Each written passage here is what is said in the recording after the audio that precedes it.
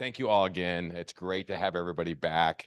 My name is John Adams. I'm Deputy Director here at Biosphere 2, and I've had the good fortune of working here for about 29 years now. So I started out after sort of all of the fanfare, and what I wanted to do, as I know many of you have been here, you've done the tour, but there is, about a quarter of you who haven't, or this is your first time. So I don't want to sort of gloss over the history because it's really important and it's why we're here today. So you've all seen the facility.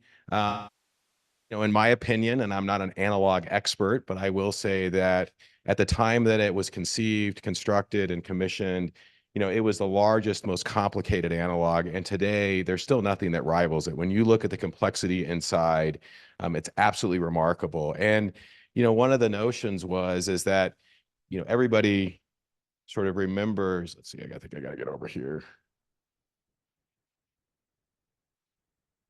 So everybody remembers and thinks of Biosphere 2 as this future. Many of you know the science has come a long ways, but we've got a long ways to go.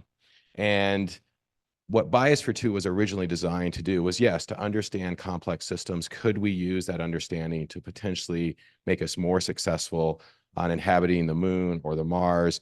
But fundamentally, it was founded in trying to better understand Earth systems. Because if we're going to take Earth systems and rely on biological processes with us, we better first understand them. And we know that they're far more complex than we even initially thought. In fact, when I first started working here, I worked for a guy by the name of Tony Burgess. He was a desert ecologist, helped to assemble a lot of the systems, a lot of the terrestrial systems inside Biosphere 2. And what he said is that, with the size of this facility, he felt that they could actually get it right. They could capture a lot of those processes. He said, we had no idea. We were very arrogant, and it was very humbling. And those were his words. And, I think that still stands today. We'll go to the next slide. So, everything got kicked off, and I think we all remember these days. In 1991, in September, you had 8 people seal themselves inside Biosphere 2. It was the largest, most hermetically sealed building. It only lost 10% of its volume. It's 7.3 million cubic feet. Okay, so that's like 84 Olympic-sized pools. And they only lost about 10% of their volume annually. It was remarkable. And most people, well, a lot of people, there were a lot of naysayers, as there often is when you're pushing the boundaries. They said this was just going to turn into some big slime, unrecognizable system. And it didn't. I mean, you go inside today, those systems self-organize. We've got a rainforest with about 100 species.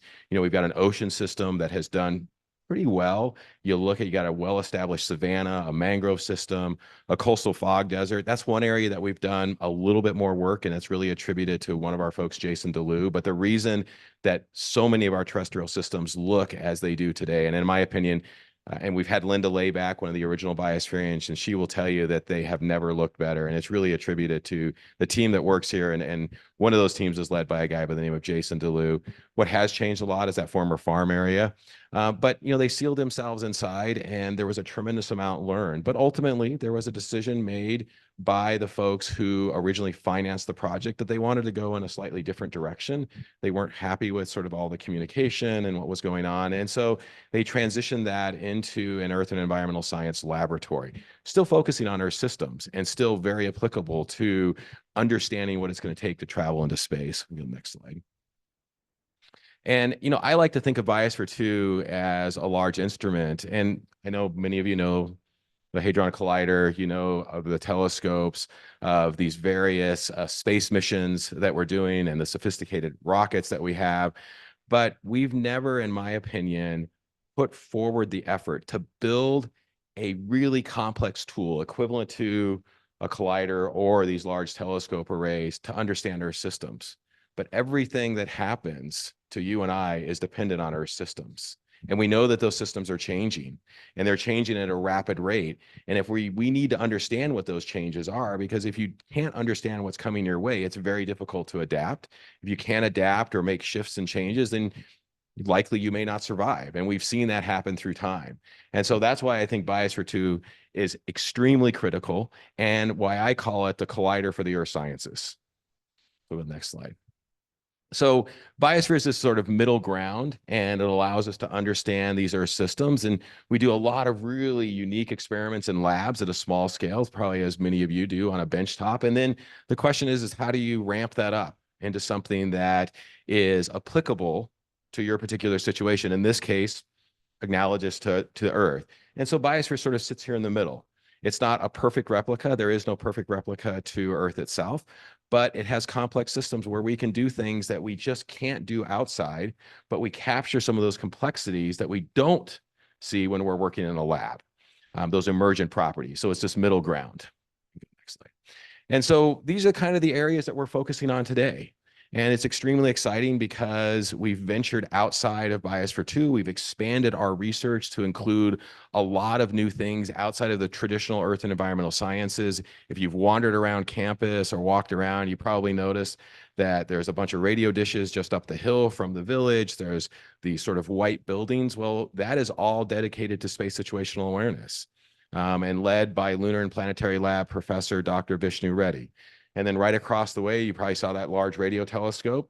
That's another group on campus, Stewart Observatory, and they're using that to uplink and downlink with satellites. And it's one of the few locations that undergraduates have an opportunity to do so. So we're really excited to continue to see those programs. You're going to hear a lot from Kai Stotz on SAM. That's a new research initiative for us. But some of the things that are new, and that's what I really wanted to focus on today, go to the next slide, is we are venturing into this area of how do we improve food safety and security. And so one of our faculty, Greg Barron-Gaffords, who's in geography, was really looking at, and all of you will relate because we know that solar panels will likely be a critical component on any mission that we go off, and they currently are, and a lot of those as well. But how do we take photovoltaics and improve agricultural production? And that's sort of, they mash those two words together to create agrivoltaics. And it's a science that started in the mid 80s in Germany. It didn't pick up a lot of initiative just because the German climate sort of didn't emphasize, as it does here in the Southwest, the importance of shading plants during the hottest time of the day. And we see that happening here. And what we see is that when you shade those plants, you reduce their need for water by 50% at a minimum. And especially here in Arizona, places like Yuma, where we're seeing significant reductions in water allocations, but yet we know that they are a major producer of produce. There's a question of how are we going to sustain that production as our population continues to increase, and especially as we see more and more areas getting dry. So agrivoltaics is something that started here with Greg and has gone across the US. He has sites in Africa helping to improve that. But the next thing is, how do we improve that? What can we do? And so one of the things we're looking at now is we've got this really cool shipping container. You'll see that when Kai walks you around, he'll point that out, but it's called Freight Farm. So it's a typical shipping container, but inside of it, you have about 320 square feet of grow area. And that grow space on an equivalent basis can produce what you would typically produce on 2.5 acres outside. So we're producing, when it's in full production, between 80 and 100 pounds of produce every single week out of there. Now, it's leafy greens, and it's because it's vertically oriented that you can't sort of grow fruits because they would fall off, for example. But it has its place, it has its importance. It's great because you can control the environment. The challenge is that it's a huge energy hog. So what do we do? So what if we combine, and you can go to the next slide, the agrivoltaic system and the freight farm to use the energy produced by the overhead shading for the plants to support the indoor portion of it. The outside, you have a controlled environment in a sense. It's not quite as controlled as the inside. And then what you're able to do is off of those panels, when it rains, you can harvest water, put those in a cistern so you can use that to grow. And then we're working with a company in Phoenix who's going to be donating some panels. They call them hydro panels, but they actually pull water out of the air. We're going to use that water for the water needs inside the farm. Now, the one thing great about that shipping container, uses a lot of energy, but it only uses about 5 gallons of water a day to grow all of those plants. So now what we think we have a really good chance of doing is actually closing the energy and water balance and budget. And this will give an opportunity to place these in regions where you have little to no electrical connectivity. Maybe there's water quality issues or very limited access to water. And so we're excited about this. And to our knowledge, we will be one of the first locations to actually demonstrate and show this.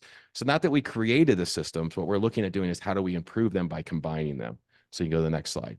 So it's going to be in an area that we call a future of food, and this is what it's going to look like. We've got a partnership with another company, and these greenhouses that we're pointing out, low, medium, and high tech, that sheeting on the outside is really cool because what it does is it has a compound that's added to it. So it allows that really important radiation for plants is 400 to 700 nanometers, but it cuts out 800. And the significance there is that you do not transmit as much heat through. So energy-wise, you don't have to do as much to cool them. And so we're going to be demonstrating those in addition to this is what the layout will look like with the freight farm. So we're really excited about that. Go to the next slide. Now, one of the other things is how do we use these biomes in slightly different ways? So as you can imagine, we've done a lot of experiments inside Biosphere 2 where we look at how does temperature, how does moisture, how does carbon dioxide change these systems? But, we all know we just came, we're on the backside of a pandemic. Everybody sort of became very familiar with viruses. But how do we improve our understanding of viruses potentially using Biosphere 2? So some folks from the Health Sciences Department at the University of Arizona came to us and said, with these different environments you have, everything from the rainforest to the desert and everything in between, we think we can do some experiments that otherwise would be very complicated for us to set up in the lab. And they wanted to take a model virus and they wanted to introduce it inside of Biosphere 2 and look at its survivability and how it propagates through systems or doesn't. And so they set up a series of experiments. And what they are doing, you can go to the next slide, is first phase was just to make sure it wasn't going to negatively influence our system. So they did some tests. They've completed phase 1. We can go to the next slide. Phase 2 will actually now to introduce it onto the surfaces and see how it persists and how it moves through those systems. And then the third phase, next slide, it will actually release it as an aerosol and see how does it move through that system. And so what this allows them to do is improve their models for the emergence or reemergence of a pandemic. And I'm really excited about this type of work because this was something that we didn't necessarily think of. And we've got these folks who are using it creative. Another person in this same division, Public Health Sciences, she actually introduced mosquitoes into Biosphere 2 in raceways, put them in the rainforest, in the savanna, and the desert. And she was interested because this particular variety of mosquitoes carries dengue fever. And we didn't have dengue fever inside, but she wanted to know how far were they going to travel before the female would lay her eggs in the different humidity environments. And again, if you're looking at how something is going to move through a system, it's important to understand that dynamics in a controlled way. And so she was able to set that up and do it. It was funded by the NIH. So the point is that Biosphere 2 has a lot of potential. We're just scratching the surface. It's exciting because everything that I think we're learning helps you all as you try to understand what is exactly it's going to take to create a sustainable analog on the moon or Mars. And you're going to hear a lot about one of our initiatives from Kai with SAM, Space Analog for the Moon and Mars. We're extremely excited about this. This is a new research component for us that's really just come to light over the last 2.5 or 3 years. It has a longer history, but it's excited to be able to repurpose, reuse some of these facilities that had very initial differences in use, and now we're able to repurpose them. And that's what's exciting because we get minds like yourselves who come to Biosphere 2, who see the potentials and think outside the box. And that's really Biosphere 2. That was originally that mission and goal was thinking outside the box. How do we create something that no one has ever done? Push those boundaries. How do we use that same facility today, 35 years later, to advance science? And I think that is a real testament to that original group of people who built Biosphere 2, that 35 years later, it still has significant relevancy. So I want to thank you very much. I want to welcome all of you. I hope you have a great conference over the next 2.5 days. You're going to enjoy seeing Biosphere 2 again, or for the first time, for those of you who haven't. Sam is amazing. I can't say enough about Kai and his leadership for that project, and I think you'll be blown away, even if you toured it last year, what you're going to see this year. So again, thank you very much, and I look forward to meeting all of you over the course of the weekend.